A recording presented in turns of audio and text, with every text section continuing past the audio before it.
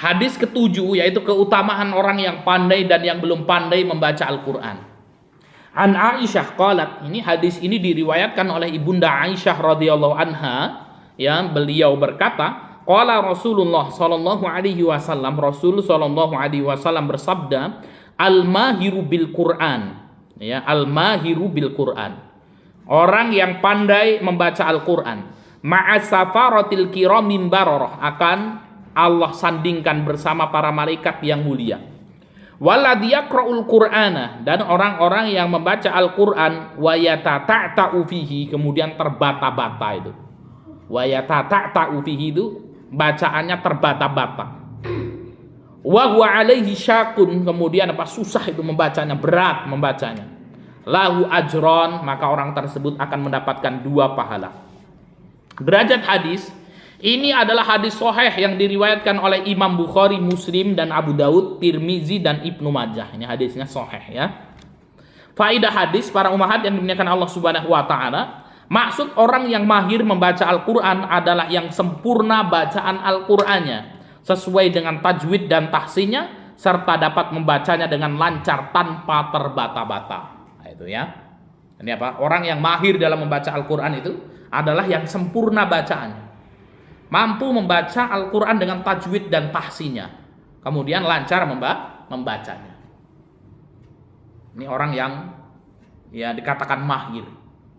Walaupun kemahiran membaca Al-Quran ini bertingkat-tingkat para umat, ya, bertingkat-tingkat. Ada orang yang kemudian sudah bisa nih membaca Al-Quran sesuai kaidah tajwid dan tahsinnya. Ada yang orang menghafal Quran mutkin, bacaan Qurannya, hafalannya mutkin, ya. Nah, kalau kita belajar dari ulama-ulama Yaman, ya, ulama-ulama qiraah Yaman, itu mereka memiliki standarisasi yang luar biasa sebelum mengambil sanad, ya, kepada beliau.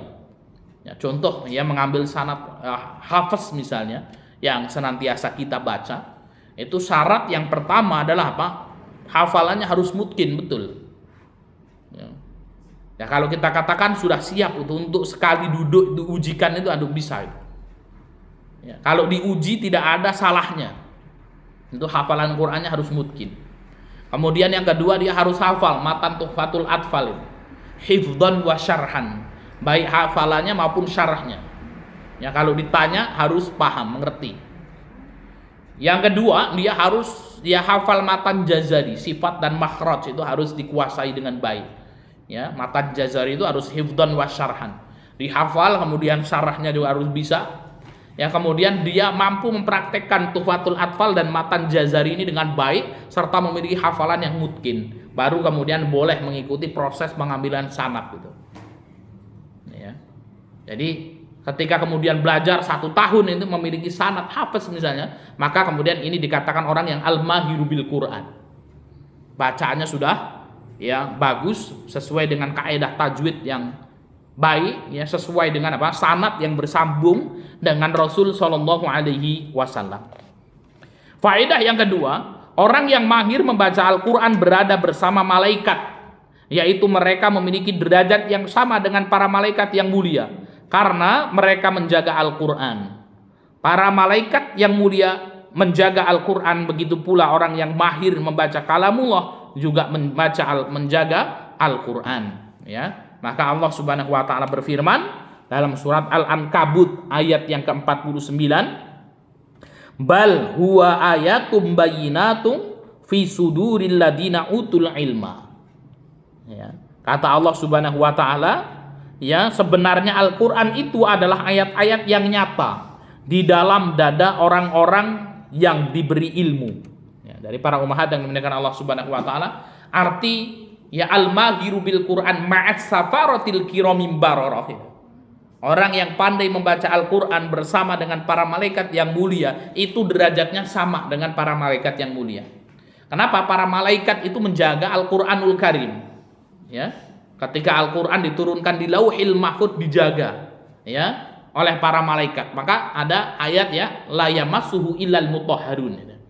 Al-Qur'an tidak disentuh kecuali al-mutahharun, oleh para malaikat. Kenapa? Al-Qur'an di Lauhil Mahfudz dijaga oleh para malaikat. Nah, kemudian turun ke muka bumi ini. Nah, dan kemudian apa, dijaga lagi oleh ya orang-orang yang beriman. Maka penjagaan Allah Subhanahu wa taala ya terhadap Al-Qur'anul Karim ini akan dijaga sampai datangnya hari kiamat. Ya. Inna nahnu nazzalna dzikra wa inna lahu lahafidun, kata Allah. Sesungguhnya aku yang menurunkan Al-Qur'an dan akulah yang akan menjaga Al-Qur'an. Jadi tidak ada ya, Al-Qur'an itu tidak bisa diselewengkan sebagaimana kitab-kitab yang lain. Ya. Akan dijaga oleh Allah Subhanahu wa taala. Ini bentuk mukjizah Quran itu. Mukjizah Quran adalah kemudian apa? Ya, mukjizatnya Al-Qur'anul Karim bakin ila yaumil qiyamah. Akan tetap kekal sampai datangnya hari kiamat. Dan cara Allah Subhanahu wa taala menjaga Al-Qur'anul Karim dengan dua cara. Yang pertama mahfud, yang fisutur. Mahfudun fisutur itu apa? Akan Allah jaga di dalam mushaf-mushaf yang ada. Di dalam Quran-Quran yang ada. Yang kedua mahfudun fisudur. Ya, akan Allah jaga Al-Qur'an di dada orang-orang yang beriman, yaitu para penghafal Quran. Maka orang yang hafal Quran itu disebut dengan hafidul Quran itu. Ya, penjaganya Al-Qur'an. Ya. Sampai kemudian apa? Ya, Al-Qur'an nanti Allah Subhanahu wa taala angkat ya di akhir zaman nanti, ketika kita buka mushaf, maka apa? Sudah tidak ada tulisan-tulisan lagi di dalam Al-Qur'an itu. Ya, kosong, putih itu. Orang yang hafal 30 juz hilang hafalannya sudah. Ya. Hafalannya hilang. Ini kalau kemudian apa? Al-Qur'an sudah diangkat, ini sudah ya menunjukkan ya zaman sudah ya berada ya di ambang kehancuran. Itu selama kemudian apa? Ya Al-Qur'an belum diangkat akan dijaga oleh Allah Subhanahu wa taala. Nah, orang-orang yang menjaga Al-Qur'an ini, orang-orang yang menghafal Al-Qur'an ini ya seperti malaikat mulia. Ya, dengan Al-Qur'annya. Yang ketiga, para ummahat yang dimuliakan Allah Subhanahu wa taala, faedah yang ketiga, maksud malaikat yang terhormat adalah malaikat yang baik, mulia dan taat kepada Allah Subhanahu wa taala. Ya, dia ma'as-safaratil kiramim bararah, ya. Orang-orang yang pandai membaca Al-Qur'an akan bersama safaratil kiramim bararah, malaikat-malaikat yang mulia, itu malaikat-malaikat yang baik, malaikat-malaikat yang taat. Maka penghafal Quran itu harusnya memiliki akhlak yang baik. Faedah yang kelima, yang keempat, yang dimaksud dengan terbata-bata, wa yatata'ta'u fihi gitu ya. Orang yang membaca Al-Qur'an wa yatata'ta'u fihi. Kalau membaca sendiri lancar tuh ya. Syekh ya Misyari Syekh Misyari diikutkan Syekh Sudes, Syekh Surem gitu ya. Ya, Syekh apapun bisa itu. Kalau sendirian bacaan dalam kamar. Tapi kalau disimak sama Syekh atau sama ustadzah gitu ya itu sudah takut itu. Ya, keringat dingin keluar semua. Ya, baca huruf ba aja sulit sepertinya. Nah, ini wa yatata'ta'u fihi. Orang yang sulit dalam membaca Al-Qur'an, terbata-bata dalam membaca Al-Qur'an, ya falahu ajrani, akan memiliki dua pahala. Pahala yang pertama, pahala dari kesungguhan ya dan kesulitan dalam membaca Al-Qur'an tersebut. Ya, pahala karena masyaqqah. Ya, jadi sulit dia membaca Al-Qur'an, ya kesulitannya itu mendatangkan pahala. Ya, kemudian yang kedua, pahala dari setiap huruf yang ia baca. Ya, sebagaimana hadis yang sudah dihafal para ummahat sekalian, gitu ya. Man qara'a harfan min kitabillah falahu bihi hasanatun wal hasanatu bi asyri amsalihha. Barang siapa membaca satu huruf dalam Al-Qur'an, akan Allah berikan pahala, satu pahala dilipat gandakan menjadi 10 pahala. Nah, itu jadi apa? Orang yang sulit dalam membaca Al-Qur'an, terbata-bata berat dalam membaca Al-Qur'an, masih mendapatkan 2 pahala. Pahala karena susahnya ia dalam membaca, kemudian yang kedua pahala dari setiap huruf yang ia baca.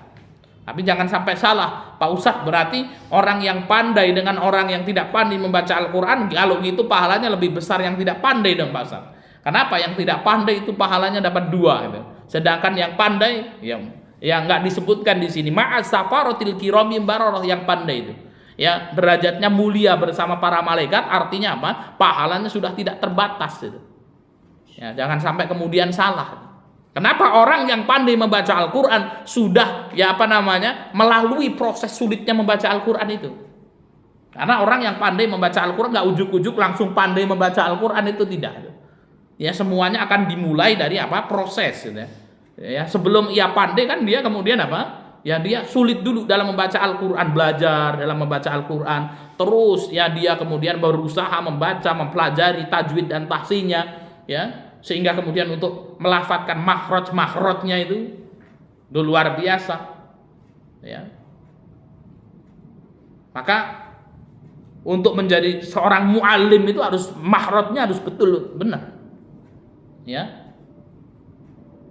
Nah dulu pernah kita ceritakan, saya punya kawan dari Somalia itu, mohon maaf giginya itu merongos ke depan gitu ya.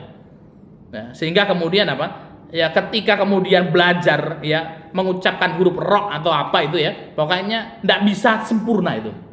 Ya, tidak bisa sempurna. Dia sudah jauh-jauh dari Somalia datang ke Yaman itu untuk belajar ya yang benar ya. Ketika itu kemudian apa giginya kemudian ya bermasalah. Sehingga kemudian tidak bisa ya apa namanya melafadzkan makhraj dengan benar, sehingga kemudian dia lulus sampai kemudian apa dia mencari bantuan gitu, karena nggak punya duit gitu ya, nyari bantuan ya, datang kepada orang-orang siapa yang mau gitu ya untuk memberikan biaya operasi gigi saya ini kan gitu ya, supaya kemudian giginya rata masuk ke dalam. Akhirnya kemudian ada seorang munfikin yang membantu, dipasanglah kawat itu ya, sehingga kemudian apa kemana-mana itu kalau belajar itu bawa kaca gitu ya gimana monyongnya ya, gimana nyengirnya kan gitu ya, sudah ya sambil dilihatin itu giginya kan gitu ya, bagaimana makhrajnya harus dengan tepat kan ya.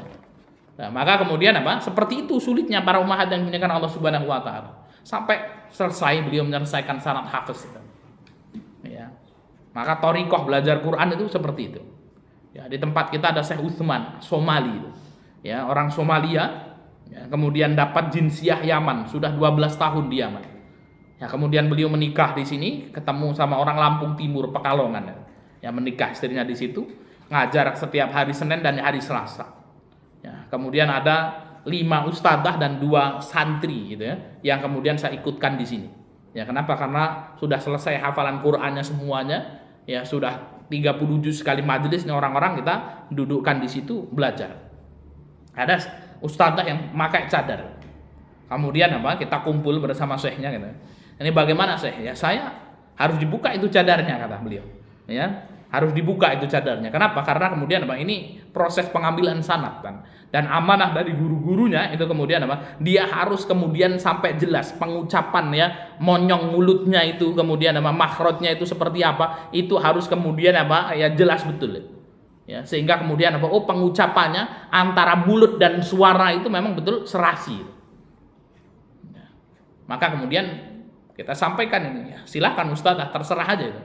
Ya, kalau mau ikut program Syekh, dan Syekh bilang ya, saya juga tidak memaksa. Yang mau ikut program saya ya syaratnya seperti itu kan gitu ya. Ya kalau kemudian apa kalau nggak mau ya sudah enggak apa-apa. Ya. Cari syekhoh yang lain gitu ya. Ya, dan ini Syekh, kita belum punya syekhoh itu. Ya, maka kemudian apa kita ustadzah ya tanya sama saya, lalu gimana Ustaz hukumnya? Ya. Jadi apa memakai cadar dalam madhab Syafi'iyah hukumnya wajib. Dalam madhab Syafi'iyah ya, dalam madhab Hambaliyah dan dalam madhab yang lain hukumnya sunnah ya. Di dalam madhab Syafi'iyah memakai cadar wajib, namun boleh dibuka cadarnya itu dalam ya beberapa, diperbolehkan untuk dibuka dalam beberapa hal. Yang pertama ketika pengobatan ya, ketika pengobatan. Yang kedua ketika taklim gitu ya, belajar. Nah kalau kemudian Pak Ustadzah mau mengambil yang kemudian hal tidak mengapa membuka itu kan gitu ya. Ya silakan dibuka ketika taklim, ketika sudah selesai talaki ditutup lagi ya. Maka kemudian apa? Akhirnya ustadzahnya itu, baik Ustadz saya ikut program ini kan gitu ya. Saya mengikuti program tersebut. Nah ini para ummahat yang dimuliakan Allah Subhanahu wa taala, sampai segitunya itu ya, untuk menjadi seorang yang pandai dalam membaca Al-Qur'an. Maka orang yang pandai membaca Al-Qur'an ma'as safaratil kiramim bararah, yang akan mulia bersama para malaikat yang mulia itu.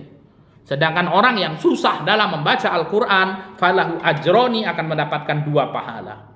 Ya, bukan berarti orang yang susah membacanya itu kemudian lebih besar pahalanya dari orang yang mahir. Tidak, itu para ummahat yang dimuliakan Allah Subhanahu wa taala. Ya, pahala apa? Yaitu pahala masyaqqah, pahala susahnya dia membaca, dan pahala dari setiap huruf yang ia baca. Nah, artinya tidak ada ruginya. ya baik orang yang pandai atau maupun yang belum pandai dalam membaca Al-Quran, ketika dia membaca Al-Quran akan mendapatkan kebaikan dan akan mendapatkan keberkahan. Wallahu a'lam bishawab.